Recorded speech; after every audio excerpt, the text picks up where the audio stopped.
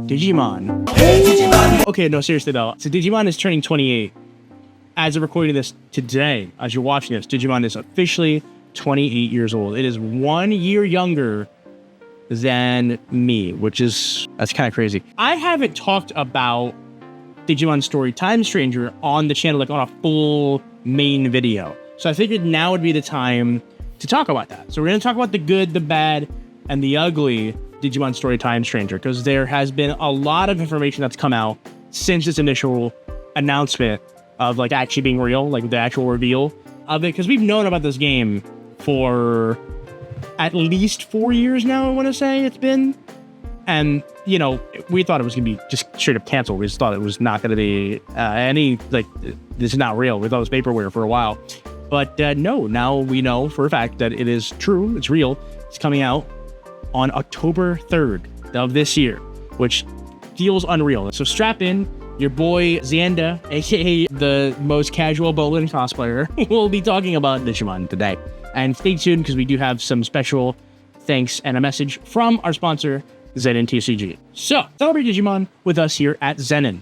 Yes, that is right. Zenin is doing a brand new promotion to celebrate the anniversary of Digimon, and what they will be having on their site is over 100 plus officially licensed merch, from keychains to acrylic stands to minifigure stickers and many, many more. Most of them will be exclusive from the Digimon pop-up stores from Asia. They'll be running limited time sales and bundles till the end of July. They're also having a giveaway for Digimon Time Stranger, so if you're thinking of picking up the game, might be worth it to enter the giveaway. All you need to do to enter the giveaway is spend more than $50 US, including shipping, on the store, and you'll be entitled to join the Time Stranger giveaway. They'll be giving away 8 codes that will be either PS5, Xbox, or Steam. Here is an example of some of the things that you can pick up during this promotion. There's a lot of really cool stuff, so I really hope that you will check it out. The links will be in the description as always, and thank you very much to Zen and TCG for sponsoring the video. Let's start with the initial reveal. So, Digimon Story Time Stranger was revealed on the State of Play, and that had to have been definitely one of the most out there reveals. I wasn't expecting them to reveal a damn thing. All of a sudden, yeah, no, the new Digimon story game is being announced on State of Play during like E3 season, because we don't really have E3 anymore. And that was just like really wild. And it looks great. So pretty much everything that we have heard of prior was essentially confirmed very quickly, which is number one, it is going to be a Digimon game that takes place in the Iliad Digimon server. So there are different digital worlds. They're essentially called servers. And the Iliad is one of them. It's run by Homeros. That's their like admin computer. And the theme of Homeros is it's essentially like Greek mythology theme, which I think is really cool. This game is going to focus on the Olympus 12, which was told to us prior at previous Digimon Con by Habu while he was still attached to the project. And that's, again, all we really knew about it at the time. But now we know that the story itself is going to take place it's going to start in the future. Our character, whether it's the guy or the girl protagonist, is going to go back in time to try to prevent some kind of cataclysm from happening. And so that's where the Time Stranger aspect comes from. It's already shown off a couple of different places that we're going to be going to. I believe it's like Shinjuku and Akihabara, as far as like in Japan. And then in the digital world, we're going to be going through Homeros. They haven't showed a lot of places in the digital world just yet, but they have mentioned that they focused a bit more on that this time around. So let's just get started with the good, because I'm always someone that likes to focus on the positives first. We have high quality models, and just the game itself looks extremely gorgeous. I was really concerned when we just weren't getting any news about this game for a while, because we knew that they've been working on this now for, I think, about 8 years. And it was supposed to be like a PS4 title. And they said it themselves, like, oh, this is going to be like a PS4 title. And the graphics aren't everything. They're not. But I was worried that this game was going to like be released or announced, and it was going to look like a budget title.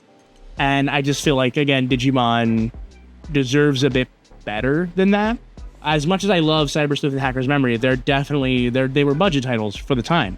they're very nicely done. They're very well done. But like, if I told you, hey, by the way, these are ports of PS Vita games, I feel like it wouldn't be hard to believe that.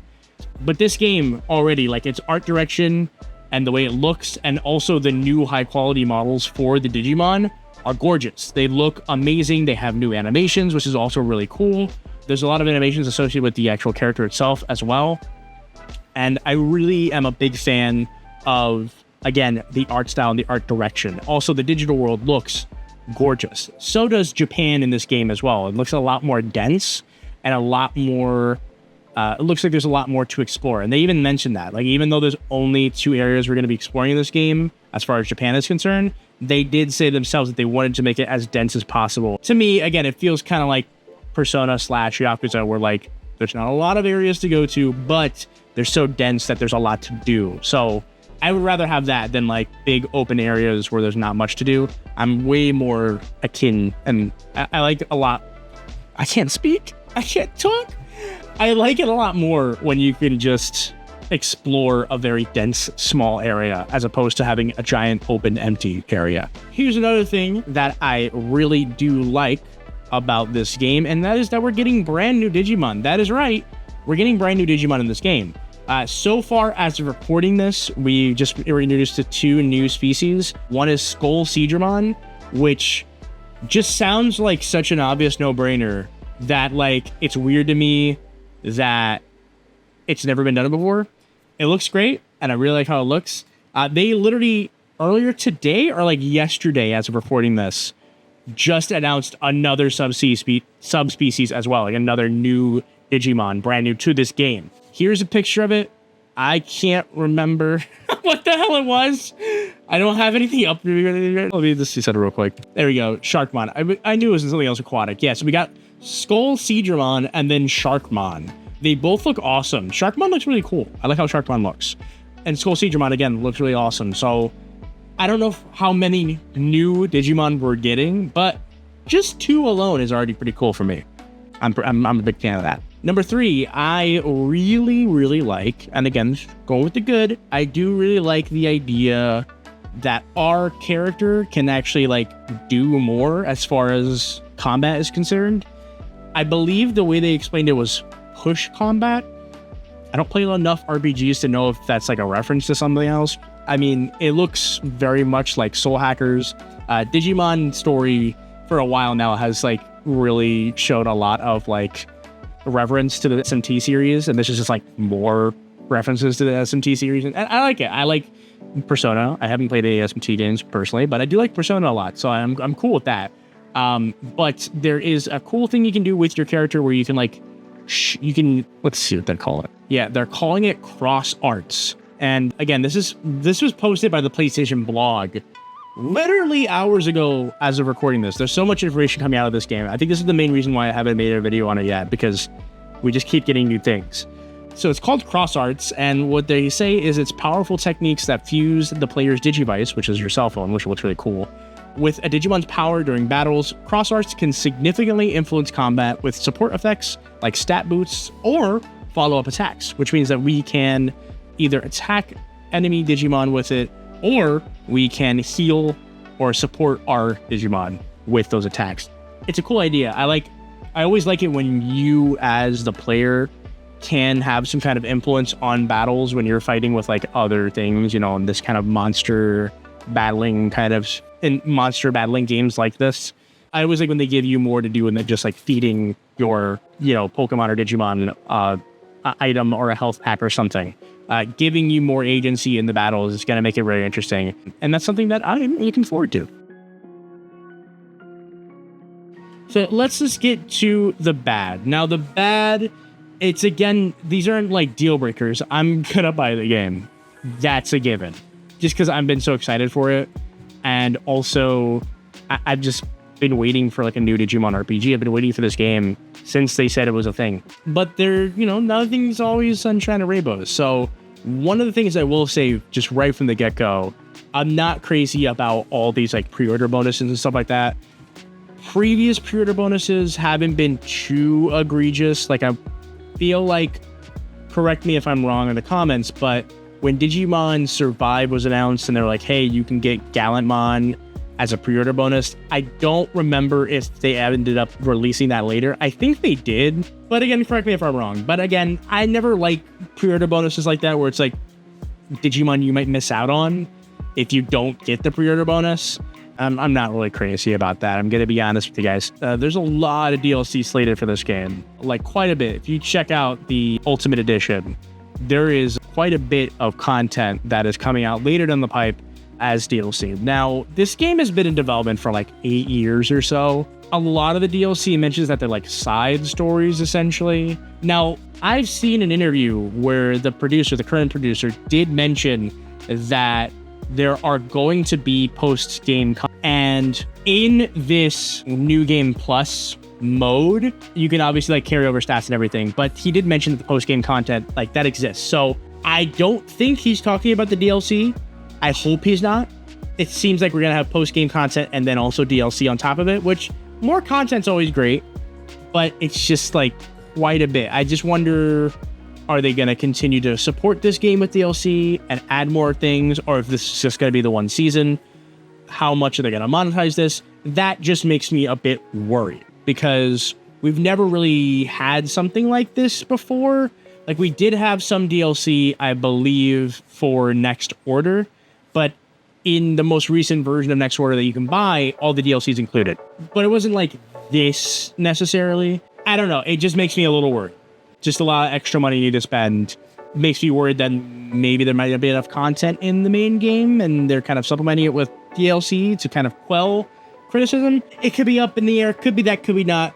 But like I said, I have to just kind of mention that because it is making me a little nervous. And let's get to the last bad thing, in my opinion. And this is just me having my own skill issues. They mentioned this verbatim. I'm going to try to find the direct quote. But again, going back to that interview where they talked about the post-game content, the producer said, and I quote, "If you play this post-game content, you are going to feel like it is impossible." I don't really like stuff like that. Like I get if post-game content is harder than things in the main game because it is, optional. It's not tied to the story necessarily. Like fighting a super boss is something you can do. Do you have to do it? No, but it's something extra that you can do if you want to play the game more and try more things and, test out the battle mechanics and everything.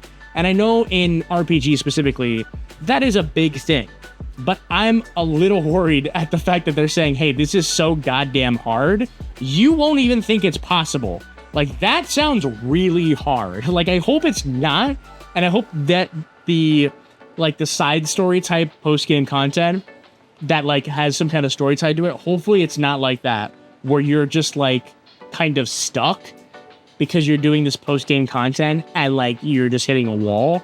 That worries me. That does not really make me feel very excited for that part of the game. I feel like I can already see myself on stream raging because I'm horrible at RPGs.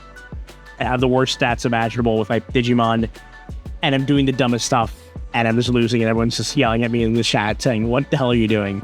I don't know. I just not crazy about that. And let's get to the ugly. They have recently announced that there will not be any PvP style content. They said that they wanted to focus more on a story-based game, which I personally think is understandable, but at the same time, for it to not be in the game at all, they were worried about balancing, according to them. They wanted to really balance the main story, I think is what they said directly. It just seems like a strange option, just to have no multiplayer whatsoever. I feel like that would have easily helped extend the life of this game, because that is what happened with Cyber Sleuth and Hacker's Memory. There was a pretty dedicated PvP kind of fan base that would host tournaments, would battle, share tips and tricks. Corey Plays is a wonderful channel that most of their content is Cyber Sleuth PvP content. And that's just not going to be a thing in the new game. And I think that it is kind of a shame. I think it's a missed opportunity. I really do. And I don't know. I really just think like you've been working on this game for 8 years and you couldn't get anyone to work on any PvP content. I don't know. I just find that a little strange. I guess not having it at all is better than having it as an afterthought, but I don't know. I still feel like it's, I don't know. Again, just not crazy about the decision. And I don't really have 3 for the ugly, but this is kind of a big one. A lot of fans have been wondering, are my favorite Digimon, new Digimon, going to be in this game? Because this game is coming out post Ghost Game, Vital Bracelet B, Digimon Liberator. This came out after a lot of other projects that announced a lot of new Digimon. Seekers is what I meant to say. They mentioned that the newest new anime Digimon, that's what they said, new anime Digimon that they have in the game are Agumon Bond of Courage and Gabumon Bond of Friendship. That would imply that those are most likely the newest anime Digimon in this game. So there is a very high chance that Gamamon the crew, anyone from Ghost Stories or whatever, will not be in this game. And on one hand, it's understandable because they have brand new high quality kind of models for everyone. A lot of these are based on previous models. They're just like either upgraded or changed slightly.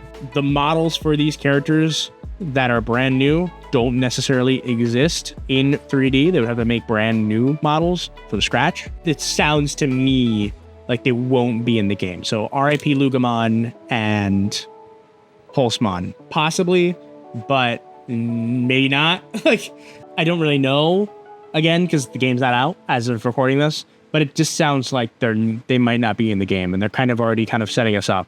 Now, again, we have DLC, so it is possible that they could, later on make these and then release them as DLC.